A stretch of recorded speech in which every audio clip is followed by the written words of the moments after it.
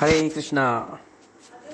तर आज आपण सगळे जण एक प्रश्न आहे प्रत्येक व्यक्तीला जीवनामध्ये, तो प्रश्नाचं उत्तर जाणून घेण्याचा प्रयत्न करणार आहोत. तर सगळ्यात मोठा प्रश्न जो आहे तो म्हणजे एक शरीर असतं आणि त्याच्यात एक आत्मा असतो. तर प्रत्येकाला वाटत असतं की आत्मा हा कसा आहे, तो कुठे राहतो, त्याचे कार्य काय आहे आणि तो कसा जातो आणि आत्मा खरंच आहे का नाही आहे, असे अनेक प्रश्न प्रत्येकाच्या मनामध्ये राहतात. तर या आत्म्या संदर्भामध्ये भगवद्गीतेमध्ये सांगितलं गेलेलं आहे. तर भगवंत सांगतात भगवद्गीतेच्या 2ऱ्या अध्यायात श्लोक नंबर 17 मध्ये भगवंत सांगतात की जे शरीराला व्यापून आहे, जे शरीराला व्यापून आहे ते अविनाशी आहे असे तू जाण. त्या अविनाशी आत्म्याचा कोणीही नाश करू शकत नाही. भगवंत सांगता आहे की आत्मा हा अविनाशी आहे, अमर आहे, त्याचा कोणीही नाश करू शकत नाही. तर आत्म्याचा नाश कधीही होत नाही. आत्मा फक्त कलावर बदलवतो, म्हणजे शरीर बदलवतो. आत्मा तोच राहतो, नित्य आहे, आत्मा सनातन आहे. तर मग प्रश्न असा निर्माण होईल, आत्मा आहे तर तो केवढा आहे? तर याच्यातच प्रभुपादांनी सांगितलं आहे. ह्या श्लोकामध्ये प्रभुपाद ते देतात एक्झाम्पल. श्वेताश्वर उपनिषदामध्ये 5.9 मध्ये सांगण्यात आलं आहे, बालाग्र शतभागस्य शतधा कल्पितस्य च भागो जीवा स विद्यते स चान्मताय कल्पते.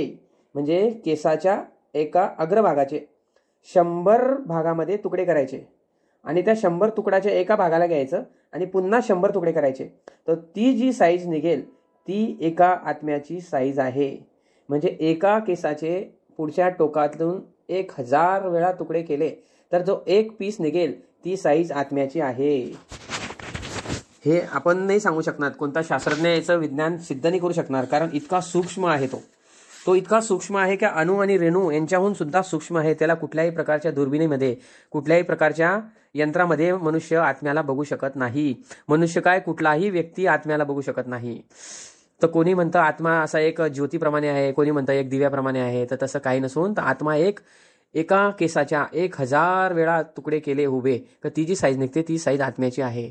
तर तितकी साईजच आत्म्याची असते. प्रत्येक आत्मा हा तेवढाच असतो. तो हत्तीच्या शरीरात जरी गेला तरी तेवढाच राहील, एका मुंगीच्या शरीरात जरी गेला तरी तेवढाच राहील, आणि एका बॅक्टेरिया आणि व्हायरसच्या शरीरात जातो तरी त्याची साईज तेवढीच असते. असं नाही का प्राणी मोठा झाला म्हणून आत्मा मोठा होईल, असं नाही राहत. आत्म्याची साईज ही तेवढीच असते, सूक्ष्म साईज ही आत्म्याची असते. तर मग आता दुसरा प्रश्न उद्भवतो, तो कुठे असतो?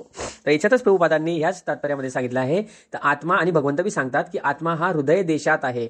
म्हणजे हृदय ज्या स्थानात आहे त्या स्थानात आत्मा आहे, हृदयाच्या स्थानात आत्मा आहे. तर मग कोणाला असा प्रश्न पडतो की हृदय जेव्हा ट्रान्सप्लांट करतो एखादा व्यक्ती, तर मग आत्मा तर त्याची चालली जात असेल आणि दुसऱ्या ज्याचं हृदय आलं त्याची येत असेल? नाही, कारण हृदय हा आत्म्यात नसून आत्म्याचं जिथे हृदयाचं स्थान आहे त्या ठिकाणी आहे. जेव्हा हृदय बदलवलं जातं तेव्हा आत्मा हा हृदयाच्या स्थानात असतो. हृदय बदलतं, आत्मा कधीही बदलत नाही. आत्मा हा नित्य सनातन असतो आणि त्याने जे एक शरीर धारण केलं त्याचा मृत्यू येईपर्यंत आत्मा दुसऱ्या शरीरात जाऊ शकत नाही. तर त्या आत्म्यामध्ये पुढे मग जेव्हा आत्मा उत्पत्ती झाला, भगवंतांनी आत्मा निर्माण केला, त्याला मग मन आणि बुद्धी आणि अहंकार हे त्याचं स्वरूप आहे, हे त्याचं कवरिंग आहे, त्याला हे कोटिंग असतं. आत्म्याला मन बुद्धी अहंकार दिलेला असतो. त्याच्यानंतरून तो जेव्हा भौतिक दुनियेमध्ये येतो तर त्याला पंचतत्वाचं शरीर प्राप्त होतं. पंचतत्वमध्ये 5 ज्ञानेंद्रिये, 5 कर्मेंद्रिये त्याला प्राप्त होतात. त्याच्या पूर्वकर्मानुसार त्याला त्याची योनी प्राप्त होते. त्याला त्याचे कर्म त्याच्याबरोबर कर्म अगोदर येतात, नंतर मनुष्याचा जन्म होतो. आत्म्याबरोबर कर्म असतात. मृत्यू झाल्यानंतरूनही त्याच्याबरोबर कर्म त्याच्या आत्म्याबरोबर जातात. तर हेच सांगितलं गेलेलं आहे. तर मग इथे म्हटलं गेलेलं आहे की आत्म्याबरोबर जेव्हा शरीर धारण करतात तर त्याला 5 प्राण प्राप्त होतात. म्हणजे 5 प्रकारचे वायू एका शरीरामध्ये असतात. तर त्या 5 प्रकारच्या वायूंचं नाव असं आहे, एक असतो प्राणवायू, एक असतो अपान वायू, एक असतो व्यान वायू, एक समान वायू असतो आणि एक उदान वायू असतो. तर हे 5 वायूंमार्फत शरीराची चयापचय क्रिया, त्याची हालचाल, त्याचं जीवनाचं सगळं काही निर्धारित असतं. ह्या 5 वायूंनीच मनुष्याचे जीवनमधलं कार्य सुरू असतं. याच्यापैकी कुठलाही वायू बिघडला तर त्याला कुठलाही आजार उद्भवू शकतो. याच्यात प्रभुपाद पुढे सांगतात की आत्मा हा अनुरूपापेक्षा छोटा आहे, त्याला कुठलाही व्यक्ती बघू शकत नाही. आत्मा जेव्हा शरीरात जातो तेव्हाच ते शरीर कार्य करणं सुरू होतं. एका शरीरामधील सगळे रक्तपेशा, त्याच्यातले सगळे सेल्स हे ॲक्टिव्ह होतात. आत्मा हाच शरीराला चलनमय करवतो. जसं सूर्यप्रकाश असतो, तर एखाद्या अंधारामध्ये सूर्यप्रकाशाचा एक थोडासा जरी प्रकाश आला तर तो पूर्ण रूममध्ये प्रकाशित होतो, त्याच्यामुळे अंधकार नष्ट होतो. तसं आत्मा जेव्हा शरीरात जातो, शरीरात गेल्यानंतरून तो पूर्ण शरीराला व्यापतो, त्याचं पूर्ण तेजमय शरीराभर पसरतं आणि मग हाच आत्मा पुढे कार्य करू लागतो. तर मग कोणाला प्रश्न असेल की एखाद्याचा मृत्यू झाला तर शरीर आहे, आपण सगळे म्हणता की आत्मा आत्मा नाही आहे. असं जर कोणी म्हटलं की आत्मा या जगात नाही आहे, तर मग जर आत्मा नाही आहे तर मग जो शरीर आहे हे मृत झाल्यावर निष्क्रिय का होऊन जातं? कारण ती एक आत्माच असते, ती शरीरातून निघून जाते, त्यामुळे शरीर निष्क्रिय होऊन जातं.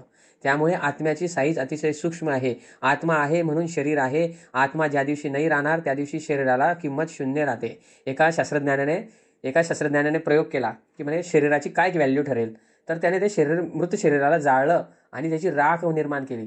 तर विचारली मार्केटला, तर म्हणे याचे ₹1.25 मिळतील म्हणे तुम्हाला फक्त. तर एवढी किंमत शरीराला आहे. शरीराला किंमत नाही, आत्म्याला किंमत आहे. त्याकरता शास्त्र वाचले पाहिजे, आत्म्याचं विज्ञान जाणून घेण्याचा प्रयत्न केला पाहिजे. कारण आत्म्याचं विज्ञान जाणल्याने मनुष्याची अधोगती न होता भगवंतांच्या प्रती त्याची आसक्ती वाढते. जेव्हा भगवंतांनी सांगितलं आहे की तुझ्या इंद्रियांना ताब्यात ठेवण्याकरता तुला मनाला आणि बुद्धीने काम करावं लागेल, तर बुद्धीचा वापर करा. की आपल्याला भगवंतांनी बुद्धी दिलेली आहे, तर हे बुद्धीचा उपयोग घ्या. शास्त्र दिलेले आहे, वैष्णवांनी शास्त्र प्रदान केलेले आहे, भगवंतांना सगळे शास्त्र दिले आहे. भगवद्गीता वाचा, शास्त्र वाचा, भगवंतांना सांगितलेल्या आज्ञाचं पालन करा. त्यामुळे आपल्याला योग्य ज्ञान मिळू शकतं. जर आपण भगवंतांच्या पवित्र नामाचा जप केला, हरे कृष्ण कृष्ण कृष्ण हरे हरे, हरे राम राम राम हरे हरे, निश्चित यात आत्म्याला एक परम शांतीचा अनुभव प्राप्त होतो. हे माझा नाही तर अनेक लोकांचा अनुभव आहे की त्यांनी पवित्र नामाचा जप करून आत्म्याचं विज्ञान जाणलेलं आहे. तरी मी आपणा सगळ्यांना विनंती करतो की आपण एकदा तरी शरीराचे विचार न करता आत्म्याचा विचार करून त्याचं ध्येय काय आहे, त्याचा उद्देश काय आहे हे जाणण्याचा प्रयत्न करा. हे जाणल्यानेच त्याला खरे शांती प्राप्त होईल. हरे कृष्णा.